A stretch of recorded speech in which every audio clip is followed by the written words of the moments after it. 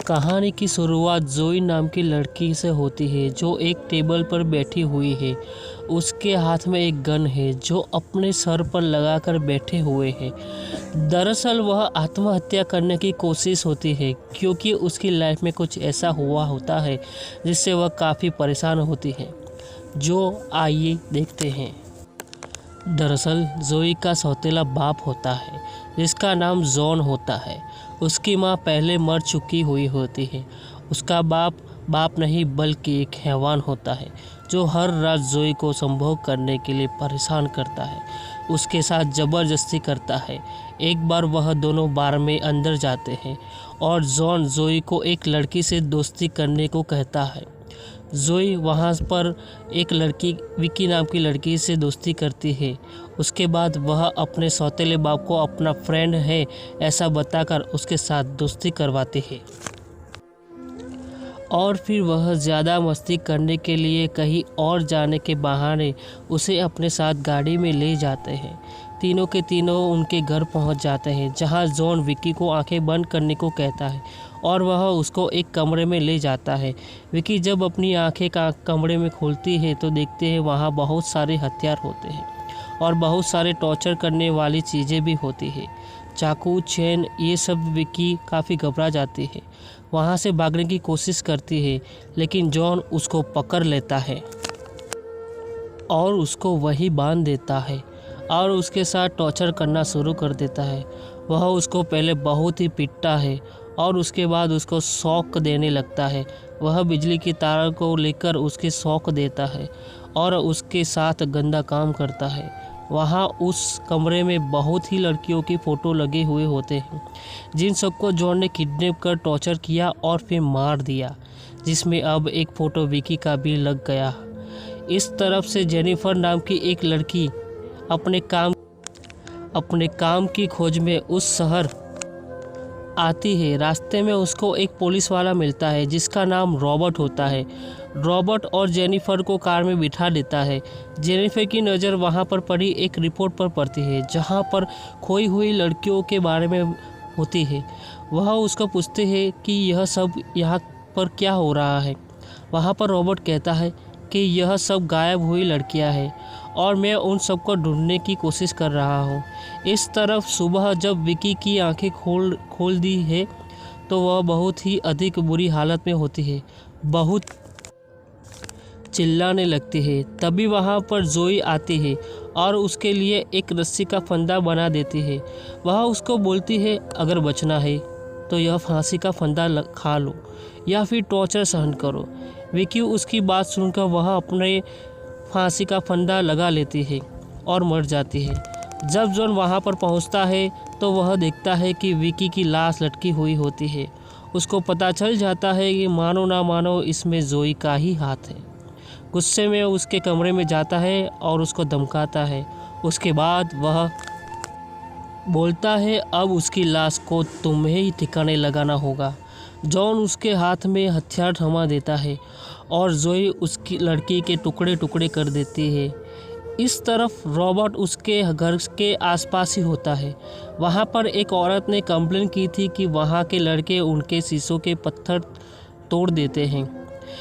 उन्हें किसी तरह समझाकर वहाँ से उनको वापस भेज देते हैं।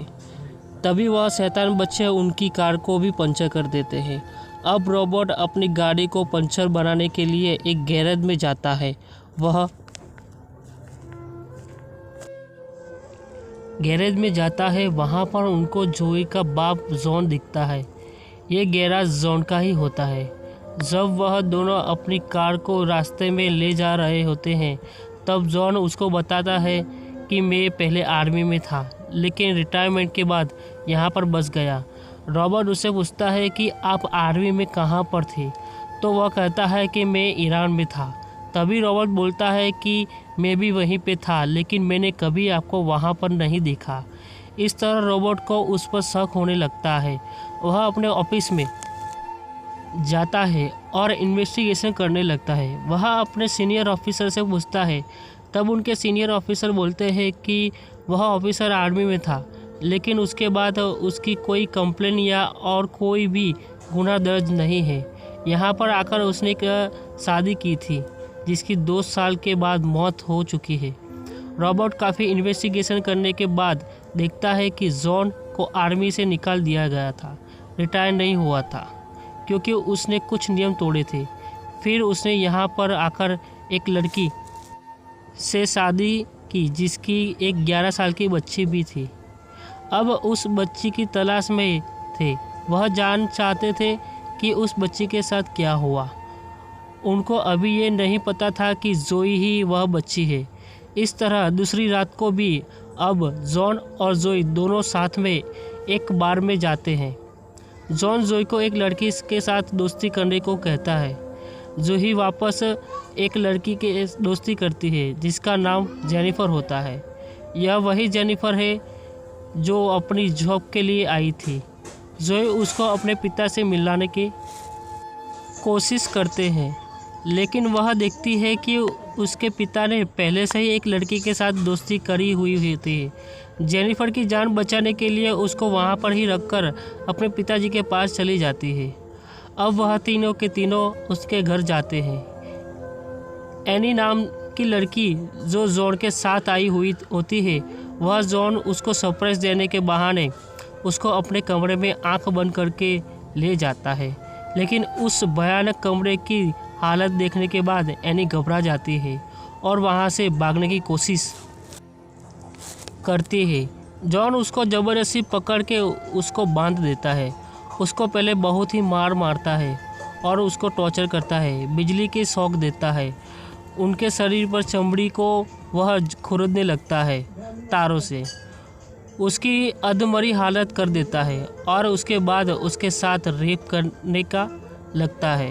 यह सब जोई कमरे में के बाहर से देख रही होती है। उसको यह सब सहन नहीं होता। इस वजह से वह एक गन लेकर वहाँ पर पहुँच जाती है और जॉन के सामने वह गन कर देती है।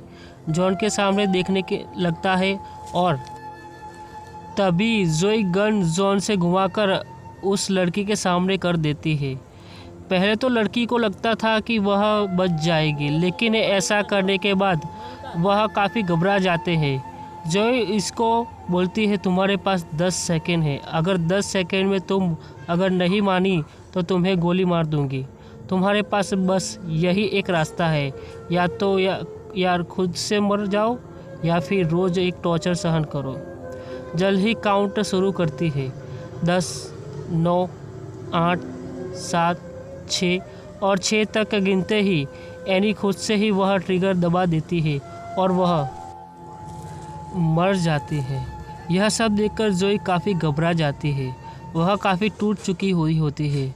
बस देखती है कि जहाँ जाने कब उसको इस सब से छुटकारा मिलेगा। तीसरी रात होती है। वह दोनों फिर से एक बार में जाते हैं एक नए शिकार के लिए।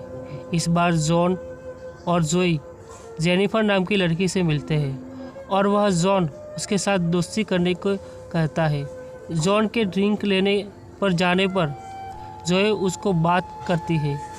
इसका फ़ायदा उठाकर जोई उसको बोलती है कि तुम यहाँ से भाग जाओ, नहीं तो तुम मारे जाओगे। जेनिफर उसको काफ़ी पसंद थी, इसी वजह से वह नहीं चाहते थे कि जेनिफर के साथ ऐसी हालत हो। जोई जेनिफर को मनाने की काफ़ी कोशिश करती है, लेकिन वह नहीं मानती। जॉन जेनिफर की शराब में बेहोशी की दवा डाल देता है, जिसको पीने के बाद जेनिफर बेहोश हो जाती है।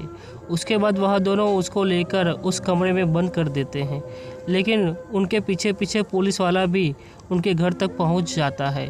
इस तरह पुलिस वाला धीरे धीरे उनके घर में घुसने नहीं वाला होता है कि तभी पुलिस वाला का पाँव एक ट्रिगर में फंस जाता है जो जॉन के लगाया हुआ था, ताकि कोई अगर उसके घर में घुसने की कोशिश करे तो वह फंस जावे। रॉबर्ट की आवाज़ सुन के ही वहाँ पर जोई पहुँच जाती है। जोई उसको बाहर निकालने की कोशिश करती है, लेकिन तभी वहाँ पर जॉन आ जाता है और उस पर एक जोरदार मुक्का देकर उसको बेहोश कर देता है। यहाँ पर जेनिफर को होश आता है। वह दिखती है कि वह एक कमरे में बंद है। वह टॉर्चर वाला कमरा होता है। इसी वजह से वह अपनी जान बचाने के लिए अपनी बालों की पिन को निकालकर वह सारे के सारे लॉक खोल देती है और वहाँ से निकल जाते हैं। जब जॉन रॉबर्ट को बेहोशी की हालत में उस कमरे में ले जा रहा होता है तो वहाँ देखता है कि जेनिफर वहाँ पर नहीं है। इसी वजह उसको ढूंढते हुए जंगल में जाता है, लेकिन वहाँ पर उसको नहीं मिलती। तब जेनिफर एक बड़ा सा हथियार लेकर वहाँ पर उसके कमरे में पहुँच जाती है। अब जॉन उस कमरे में जाकर देखता है तो जेनिफर वहाँ पर एक बड़ा सा हथियार लेकर उसकी राह देख रही होती है। उस पर हमला करना शुरू कर देती है, लेकिन तभी वहाँ पर जोई एक गन लेकर पहुँच जाती है। जोई वह गन जेनिफर की ओर लगा कर खड़ी हो जाती है, लेकिन उसको लगता है कि उसका बाप बहुत ही हरामी है। इस वजह से जेनिफर का कोई गुनाह नहीं है। वह जेनिफर की ओर से गन हटाकर अपने बाप जॉन पर लगा देती है।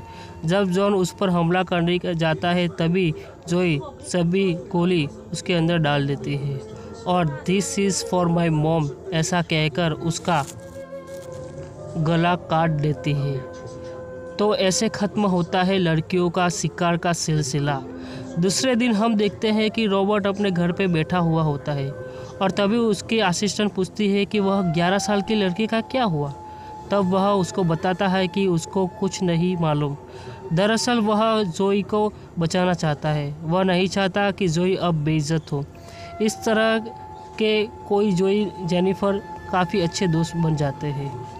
अब वह दोनों जो लड़कियों को टॉर्चर करते हैं उनको वह दोनों टॉर्चर करते हैं और काफ़ी सख्त सज़ा देते हैं।